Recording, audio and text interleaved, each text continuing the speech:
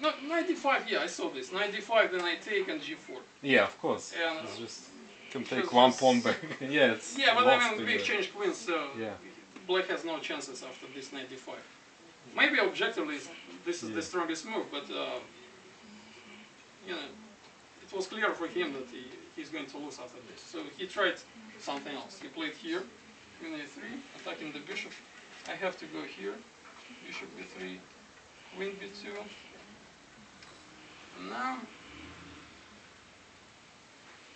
now, yeah, the normal was rook b8, but I realized that he's going to take on c3 anyway, so I'll better play rook d1, and this will be a better position for my rook.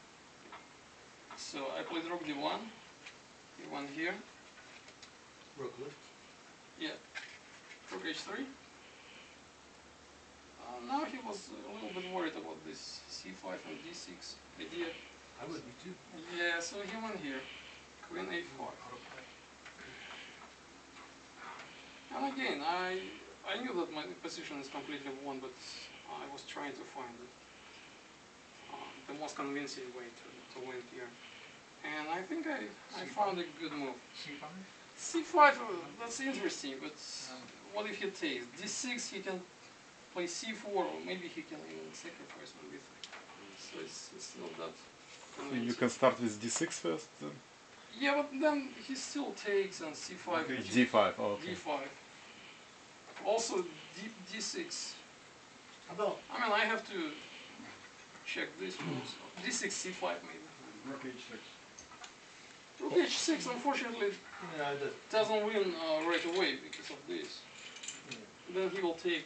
I was calculating this. What about queen g6? What about rook g3? Here, rook g3, rook f7. Threatening knight e4. So my position is completely won, but I still have to be careful. You know, I have to find precise moves. And I think I found one. I just played g4. The idea is rook h6. Now rook h3, h6 is a big threat. So what if he played knight e4 now? Now knight e4, I can play queen h6, I think. Yeah, just queen h6. I think he played this move. Yeah. The next question is before you play g4. Before I play g4. Yeah. What happens if you play c5 right now? I mean d3 right now. d6. d6, yeah. So I think he takes. You can Then, take no, then you can push, right? Yeah, I well, then push. d5. He has this move. And then queen to g6. Threatening nothing. Queen to b5. Black. No, actually, I like black now. Queen to b5. Queen to b5. Oh, Oh. Yeah. that's a move, yeah. Yeah. What could he do here? Probably resign. I remember what happened next. I just don't remember the move he played here. Maybe something like rook e7. I don't understand the idea, but I think this is what happened here. Okay, let me try this one. So I played g5.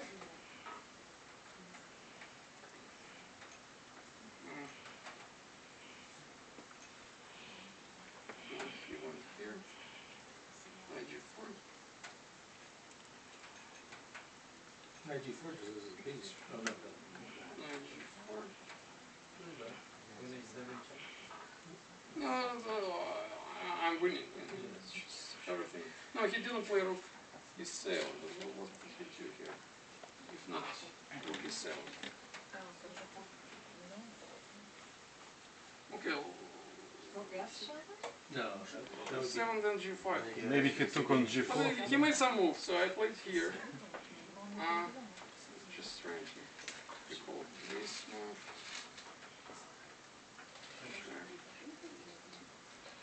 Chris. I played f6.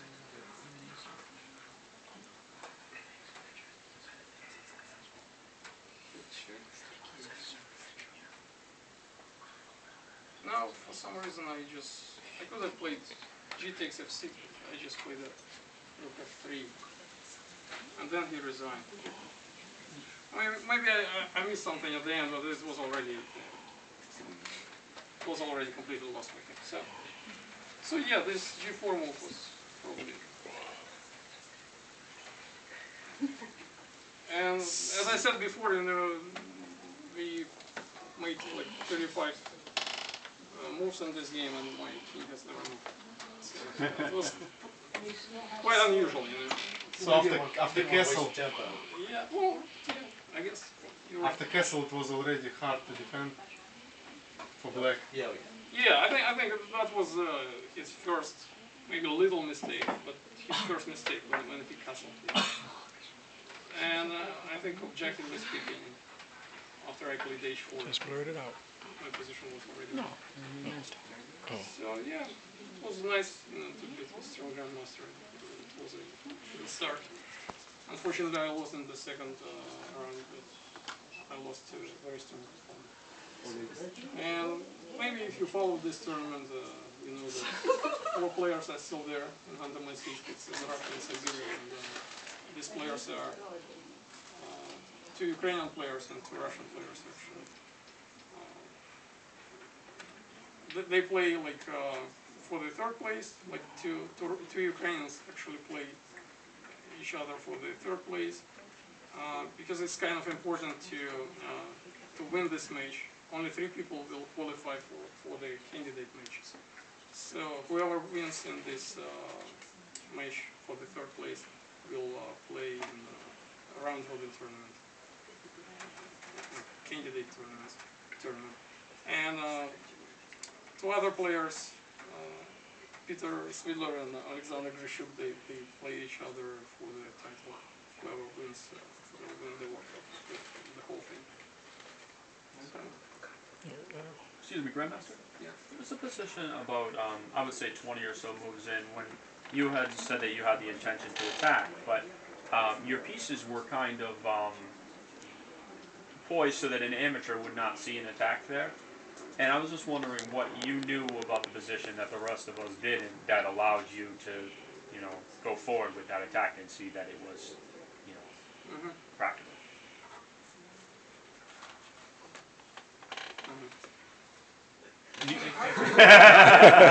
Well, I knew. I don't know. I just knew it. I mean, you were right. Yeah. Well, first of all, it worked out for me in this game. Sometimes you think, okay, it happens, in my games all the time. I think I'm gonna attack, and I attack, and then I lose. So not necessarily what I think is correct. Okay. Was it a very familiar position for you? Like, more or less, yeah. I've played this position before. I mean, this kind of position with white and black pieces, and so I was familiar, more or less, yeah.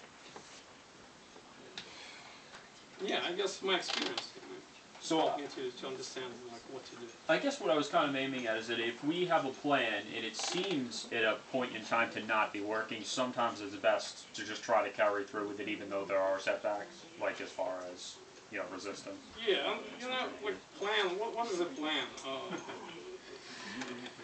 Really, your plan can change many times during a game. And this is what happens, actually. Like you have a plan, let's say, I'm going to attack on the king side. And then your opponent does something in the center, and you have to change your plan. You have to play against his plan. You have to trade some pieces. Let's say you want to attack on the king side, and then you trade queens. Your plan doesn't make any sense anymore. So you change your plan a little bit, or maybe not a little, but yeah. So really, I mean, plan is very important in a chess game, but you have to watch out. You have to, to change your plans. Maybe like.